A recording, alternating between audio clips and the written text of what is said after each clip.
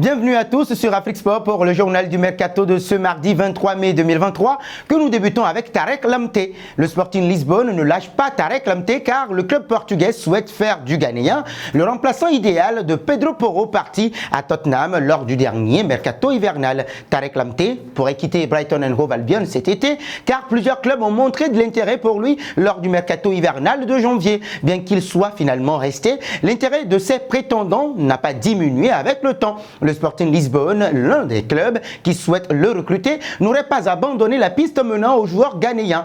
Les OS se seraient renseignés à nouveau sur les conditions de Tarek Lamptey, dont la valeur marchande est estimée à 15 millions d'euros. Ils aimeraient le recruter en tant que renfort sur le côté droit de leur défense.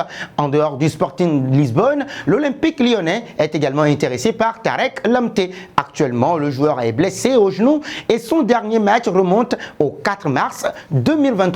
Un pas auprès de Mohamed Salissou. Eh bien oui, le défenseur ghanéen pourrait partir à Everton lors de la prochaine saison estivale. Le défenseur ghanéen figure sur la liste des renforts potentiels du club anglais avant le début de la saison à venir. À un an de la fin de son contrat, Mohamed Salissou envisage de quitter Southampton après la saison qu'il vient de vivre, bien évidemment, et de passer et la relégation du club en Championship, deuxième division anglaise. Le défenseur central ghanéen suscite l'intérêt de plusieurs clubs. Manchester United, Crystal Palace et Aston Villa se sont déjà renseignés sur les conditions de son recrutement. Everton s'ajoute à cette liste de clubs. Malgré une situation encore incertaine en Premier League, Everton pense déjà à la saison prochaine. Pour renforcer sa défense, les Toffees se sont renseignés et intéressés justement à Mohamed Salissou. Reste à savoir si l'ancien joueur de Valladolid acceptera l'offre, même si Everton venait à descendre en Championship. Nous voici arrivés à l'instant quiz avec 3 indices pour connaître notre joueur mystère du jour. Premier indice, je suis un attaquant de 23 ans. Deuxième indice, j'évolue en Liga depuis 2022.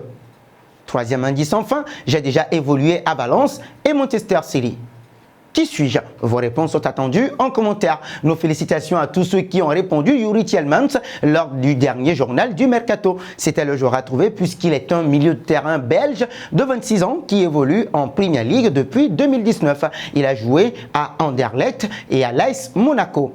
Partons en Angleterre. Declan Rice va-t-il suivre les traces d'un Jadon Sancho ou Jude Bellingham, partis évoluer en Bundesliga à un moment de leur carrière? C'est une possibilité en tout cas. Selon Sky Germania, le Bayern Munich s'est invité dans le dossier et concurrence désormais les clubs de Premier League pour recruter l'international anglais lors du prochain mercato estival. Arsenal, Manchester City, Chelsea et Manchester United, qui convoitent tous le joueur des Hammers, vont devoir user de persuasion, en tout cas oui, pour le convaincre de signer chez eux. Dans cette affaire, voir le Bayern Munich plutôt s'inviter aux enchères doit réjouir les dirigeants de West Ham United. Si le club bavarois n'est pas connu pour être un club qui fait de gros chèques, très gros chèques d'ailleurs, sa présence peut malgré tout obliger les autres courtisans à faire des offres plus élevées. Pour rappel, Declan Rice est sous contrat jusqu'en juin 2024. Malgré cette situation, West Ham United se montre gourmand et espère toujours récupérer 120 millions d'euros. Parlons de Marco Verratti. La semaine dernière, RMC Sport expliquait que le joueur et son entourage n'avaient pas digéré que les supporters s'en prennent à lui. Un environnement au sein duquel il ne se verrait plus rester. De plus, le média français a ajouté que Marco Verratti vivait très mal le possible départ de Lionel Messi, dont il est très proche, et le milieu transalpin n'exclut donc rien pour son avenir. Le Parisien fait d'ailleurs un large point sur ce sujet ce mardi et explique qu'il a quelques options. Le Real Madrid le fait rêver. La présence de Carlo Ancelotti, avec qui il est toujours en contact, est un plus. Eh bien oui, on sait également que parmi ses cibles, les Madrilènes ne le considèrent pas. En plus, un retour en Italie est envisageable. On parle de la Juventus de Turin et de l'Inter Milan pour le joueur. Le Parisien espère que Manchester City, qui est sur le point de perdre Ilkay Gundogan, a pris des renseignements à son sujet justement et les dirigeants parisiens sont en train de discuter avec lui. Une offre exceptionnelle pour Ilkay Gundogan. Enfin, Sky Germania espère que le Bayern Munich a également pris la température autour du joueur.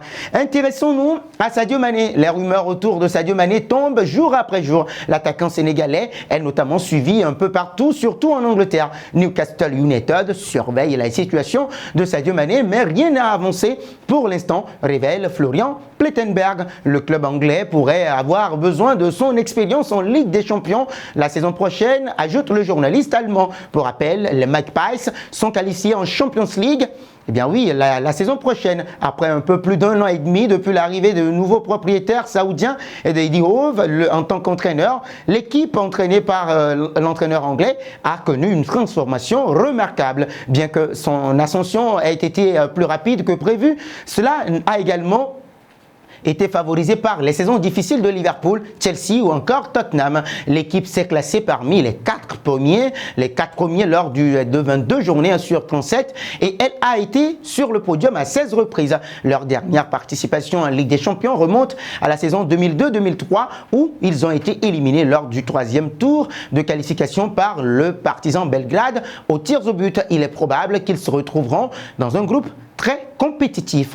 Terminons en Espagne. Entre Kylian Mbappé et le Real Madrid, c'est une longue histoire. À plusieurs reprises, les Merengues ont tenté de recruter le crack français et le crack de Bondy qui rêve toujours de revêtir,